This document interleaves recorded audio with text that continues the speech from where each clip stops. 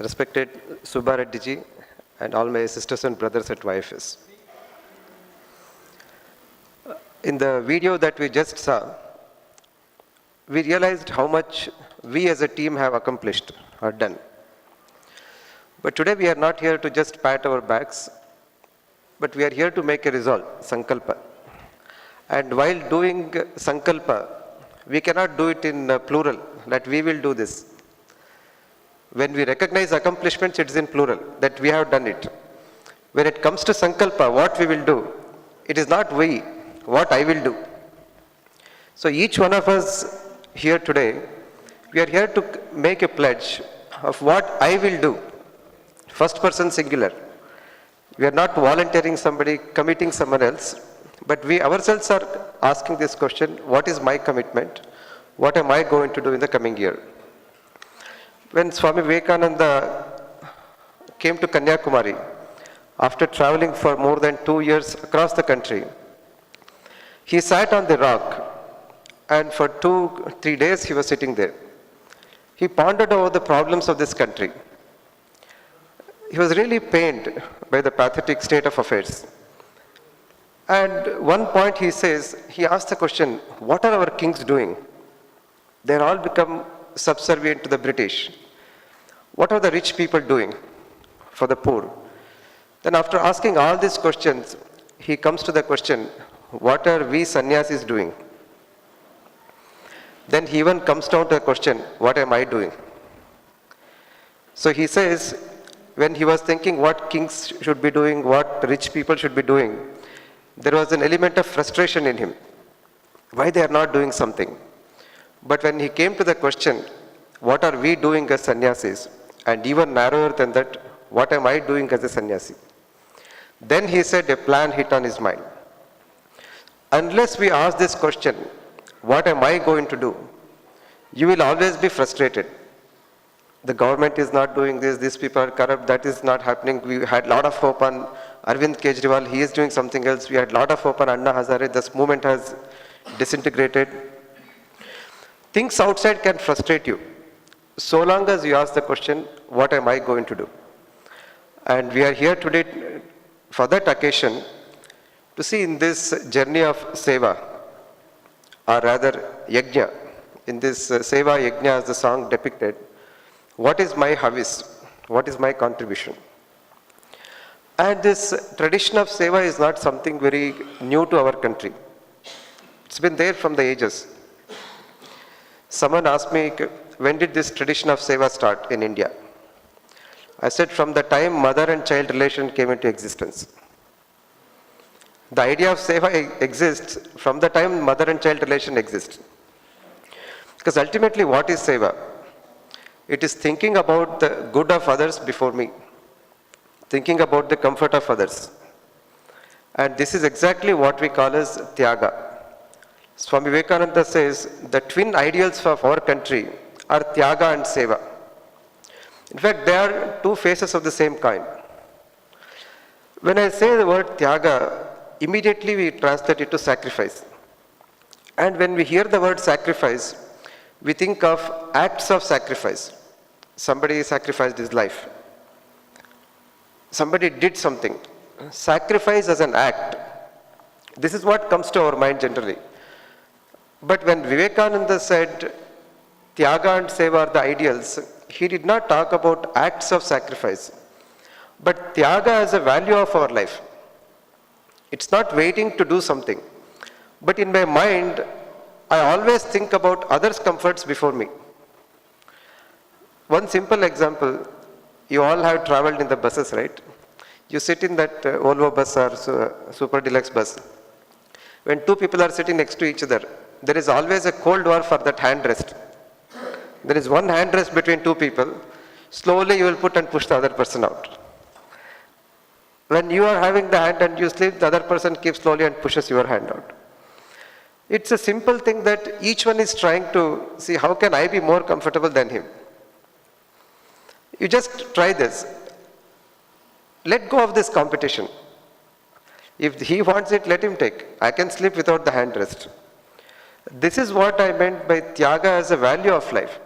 In any relationship for that matter, If Tyaga is the foundation of relationship, there is harmony in the relationship.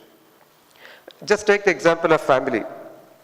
When a boy marries a girl, if he thinks that now that I'm getting married, after marriage, as soon as I come back from office, she will be there with a hot cup of coffee, you will be thoroughly disappointed.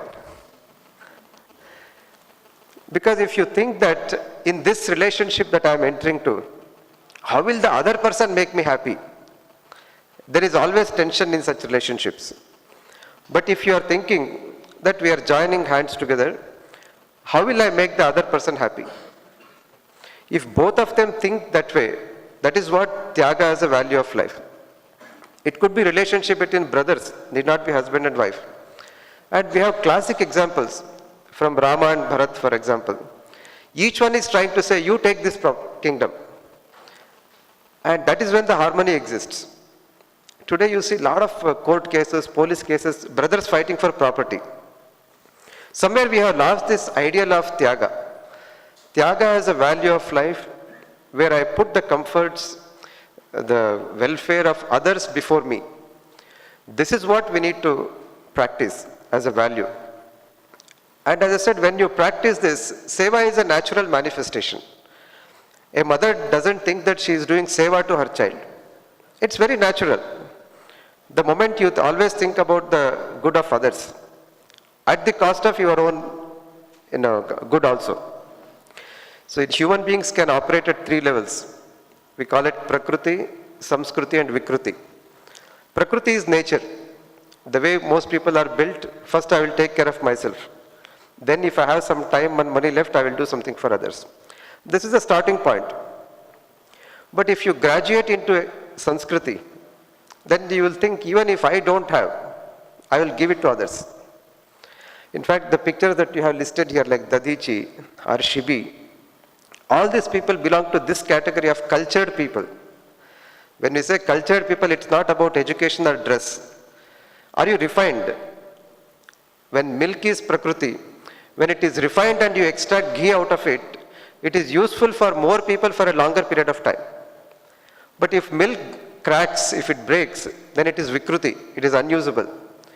So human beings also, if you don't move upwards from Prakriti to Samskruti, there will be Vikruti in you, where you want to grab from everyone. Even at the cost of somebody's good, you want to be rich, you want to exploit, you will be corrupt. So this is all what we mean by culture. Our journey of becoming cultured individuals means, do I think more about others than about my own interest? And even in this lineage, when you see, these are the people who have done it. Especially when a king like Shibi, it's not about even human beings. A bird has to be saved. And to save the bird, he gives his own flesh. He cuts with his hands and puts it in the weighing machine. That's the kind of Tyaga as a value they practiced. That's why often people say, I'm busy, but if there is something to be done, you let me know. It doesn't work. If you don't practice Tyaga as a value, you cannot perform acts of sacrifice. A soldier who sacrifices his life cannot do it unless the rest of the time, from the time he joins army, he is thinking about sacrifice. Otherwise, he will run away. And when we want to practice this type of sacrifice, one of the important things, again, as you look at this case of mother and child, is there has to be love in it. When we go to serve, Dr. Ambedkar says in one place, when a bunch of people, college students came to help, so he said they came to help the Dalit community. Then Ambedkar asked them, do you love these people? Then they were quiet. They said, no, we feel very pained by their situation. We sympathize with them. We pity them. He says, don't serve them. Before serving, you got to love these people. If there is no love, you create a barrier. You feel you are superior, you are helping somebody. He said, first love the people you want to serve. Then you get into the act. Then there is a true element of seva in it. Some of you might remember when Sister Nivedita, when she was given Diksha, she was Margaret Noble, and after coming to Bharat, on one Shivratri day, she was given Diksha by Swami Vivekananda, and her name was changed to Nivedita. At that time, she was very excited, elevated, elated, and then she asked Swamiji, I want to serve this country, and I also want to do something that will make you really happy. What should I do? I feel that they are part of my own family. Because when we take care of people in our family, we don't advertise, we don't make a documentary and show that I take care of my parents. Because it's very natural. I feel they're part of my family. If you can expand the bounds of the family, if you can grow a little bit, that when you say my family, it includes another 100 people, then that is expansion. Atma Vistara we call. In fact, the spiritual sadhana is nothing but keeping on expanding your Atma, Atma Vistara, until you merge yourselves with the entire creation. When we say the word Vasudhaiva Kutumbakam, that this entire universe is my family, all it means is that I can understand what everybody needs in this creation. And I put their needs in front of my need. This is the Vistara or expansion. This is what Swamiji meant when he said expansion is life, contraction is death. He didn't mean physical expansion, that growing wide and tall is growth. Expansion means Atma Vistar. So when I told this in one of our volunteers group in Bangalore, one volunteer, she asked, don't you think you are developing more and more attachment with people then? In Adhyatma they say you should be detached. But here you are telling you love more and more people, you become more and more attached to people. So I feel attachment to everybody is total detachment. Total attachment means total detachment. If you are attached to the part, that is what causes problem. If you separate that, these are my family members, others are not, then that is called moha or attachment. If you feel that the entire universe is my family, you are attached to everybody, total attachment is detachment. That is the progress we need to make. So when we get into this path of seva, at the beginning we may think that it's a project work. We also use the word that these are the from 2010 or 10 projects to 14 projects to 40 projects. But in our mindset, we need to graduate from that, transcend that. It's not a project for us. It's a spiritual sadhana that I'm expanding my boundaries. I'm expanding my identity. Who I call as my own people, I keep expanding. And this journey is what is spiritual sadhana. Once we develop this understanding, then nothing matters. Whether somebody recognizes, somebody criticizes, like in that song, it said, Stuti, Ninda, Labha, Lobha, all those things will not come into picture. The moment we expand our own identity and encompass more and more individuals, more and more animals, trees, the entire creation. And just as Shibi, you can recollect examples of many such people. In 15th century, there was a Saint Tukaram in Maharashtra. One afternoon, he was sitting for lunch. He had rotis, and when he was just about to eat, one dog came and snatched the rotis. And he started running behind the dog. People thought that, "Arey, chhod do ek roti na, one roti, why you are running behind it?" But he didn't leave. He went behind, chased the dog, caught the dog, and then he said, "Why are you eating this dry roti? Take this ghee." So he brought the ghee cup with him. So he was not running to snatch away the roti. He was feeling, that dog is eating dry roti. I want to put ghee. And this is not something, show of sacrifice or anything. The recent days, Swatantra Veer Savarkar, you have seen. Savarkar's life is full of struggle. And when he was in London, his brother got arrested. And his own son, he had one son, he also died. So then his brother's wife, Bhabiji, she writes a letter to Savarkar that now we should come back. Because our Vamsha will become Nirvamsha. There is no progeny in our family now. Then he writes a beautiful poem to his Bhavi. He says, Nirvamsha hovani tharela akhanda Vamsha. Our Vamsha will become akhanda, immortal, by becoming nirvamsha. What he meant is, today you and I remember Savarkar. Do I simply remember families which produce tens of children? What is the meaning of immortality? Immortality is the life that is remembered. Because no one can be immortal. Many demons have tried to do all kinds of tapas to get that immortality. Because this urge to become immortal is also very human. You go to any tourist places where there are rocks, people carve their names. You go to any park or even some rocks, there is a tendency that my name should be there. But that's not the way to become immortal. In Upanishad they said, Tyage Nekena Amritatva Manasha. By sacrifice alone you can become immortal. And today when we are celebrating this Seva Sankalpa Din, we are pledging what will I give. And again, I think when we are offering, there will be a symbol of Yajna, which is the logo of YFS also. In the spirit of Yajna we offer. What is the spirit of Yajna? If you listen to a ritual when the Homa or Yajna, when it happens, when they offer something inside, when they put ghee in it, they say, Agnaye Swaha, Agnaye Idam na Mama. I am offering this to the fire. This does not belong to me. This does not belong to me. They will offer Indraya Swaha, Indraya Idam na Mama. It does not belong to me. So very idea in our tradition is that the wealth I possess, the talent I possess, the time I have, everything truly belongs to the totality. It belongs to God. It belongs to the society. All I am doing it is taking whatever little I need and giving everything back to society. That is the spirit when he says Idam na Mama. Here we say Rashtraya Swaha, that this is for the nation. And it does not belong to me, whether my education, and it is the fact, you look at your own position. I am in some good position today. It's not just because of my own efforts. The entire society has contributed.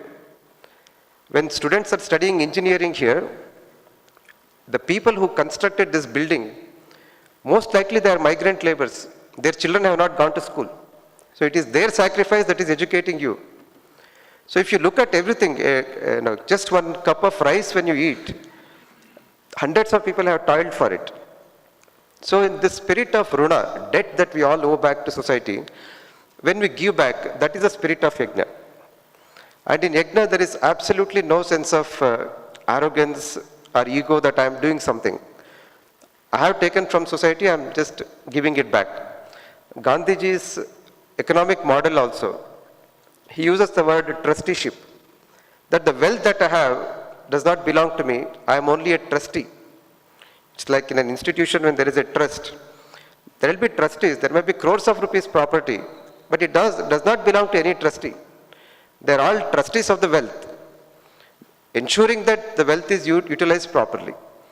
So this is the way we all have to think. And when we pledge today, what can we give to society? So when it comes to wealth, God is partial, that He has given different amounts of wealth to different people. When it comes to talent, again God is partial. But in one respect, God is very impartial. That is 24 hours in a day. Whether you are rich or poor, you are dumb or smart, everyone has 24 hours in the day. So the first sankalpa we need to do is, how much time do I give? How much time do I keep for myself? How much time do I give for society? When you give time, your talent, everything comes with it. Second question is the wealth. How much do I offer to the society the wealth that I have? That each one has to decide. And how much to give, there is no set criteria. Only one guideline in Mahabharata story, it says that you should give so much that you feel some pinch. If you don't even feel like 10 rupees when I offer, I don't even feel that I have parted with 10 rupees. Then I said, you will not get the sanskar of giving. So it's not the amount that matters. What is your position? Like in Mahabharata only, I will end with a small story. When Yudhishthira performed Rajasuya Yaga, at that time he gave a lot of dana to every people from all corners of the country. And he felt that it's really a great act of giving, that probably nobody would have done something like this before. in the history. Then one mongoose came with half golden body. Half of its body was gold. And it came into the palace and started rolling on the ground. Then the Yudhishthira asked, like, why are you rolling on the ground?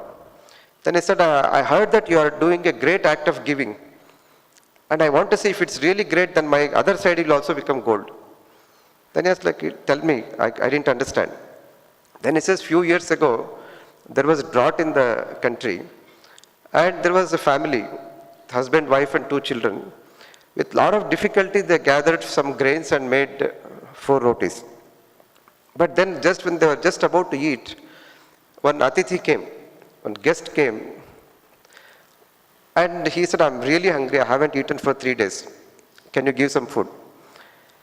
So then the father said he will give first. So he offered his food, but the guest said, I'm not still full. Mother also gave her roti. Both the children also gave their rotis. And the entire family died in this house out of starvation.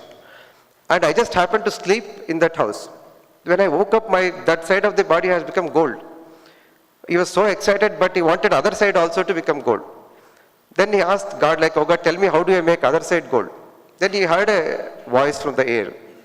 It said, if anybody has committed or will commit this level of giving, sacrifice, you go to their house and sleep again. The other side will become gold. So Mongoose tells this story to Yudhishthira and says, I don't think your sacrifice is of any value. It's not comparable. So that's what we need to understand. The spirit is more important. It's not just about how much money we give. What is our capacity? How much do I need for myself? And how do I give back more? So this is the backdrop in which we are celebrating Seva Sankalpa Dina. And every year, some time of the year, we need to set aside to reflect upon ourselves. How is my journey in this Seva Yajna? So I'll end with a small tables that you can remember. We all remember multiplication of 9 table. 9 times 1 is 1, 18, 27, like that. If you think that whatever we have total, our knowledge, our wealth, everything is 9. Our journey starts with 18, for example. That means 1 for others, 8 for me. This is how first we want to be secure. Then if you progress little bit, then it becomes 27. 2 for others, 7 for me. A stage comes in your life when 45 becomes 54, 9 times 6, 54. That means 5 for others and 4 for me. That's a big jump where you are giving more than what you are taking from society. And really when we progress, the ideal is to reach a state of 90, where all 9 is for others and 0 for me. And that's the ideal of sannyasa. Sannyasa is not in wearing saffron cloth. Sannyasa is about, I don't have anything for myself. Everything else, everything I possess is for others. And let's keep this as the goal, whether we reach in this life or next life, but the direction is important. So with that direction set and understanding the concept of giving, and especially in an organization like YFS, when it comes to projects like School Kid Drive or School Adoption, there are corporate sponsors. But YFS as an organization, we treat more like a family. Like there are full-time volunteers. As I said, we all have 9 as the total time. Some of us give 1 to the society and 8 we keep for ourselves, our office and other things. But there are very bright and young people who want to give all 9 to society in terms of time. It's a responsibility of others to sustain them. So they are giving all the time, we are giving little bit of time. So those who are not able to give all the time, we should also contribute financially so that those who are ready to give full time, that kind of breed will increase. And it's very encouraging. All over the country, we are coming across very bright young people willing to commit full time. They are quitting their very lucrative jobs and coming to volunteer full time. So that is where the Seva Sankalpa Nidhi, whatever we collect, Seva Nidhi, that will be used for. So with these few words, I'm really glad to see the volunteer group in Bhagyanagar, which is very committed, dedicated. And this is the first year we are organizing some event like Sankalpa Dina. So let's pledge And let it not be like a New Year resolve, where every year you do the same thing. That I will get up at 5 o'clock from January 1st. Next year also same resolve. So our pledge should not be like that. It is not a bond paper that you are signing. There is no legal commitment. But the seriousness with which we pledge, my time and my wealth. So let's remember that and walk this journey of seva, which is also a spiritual sadhana. Thank you.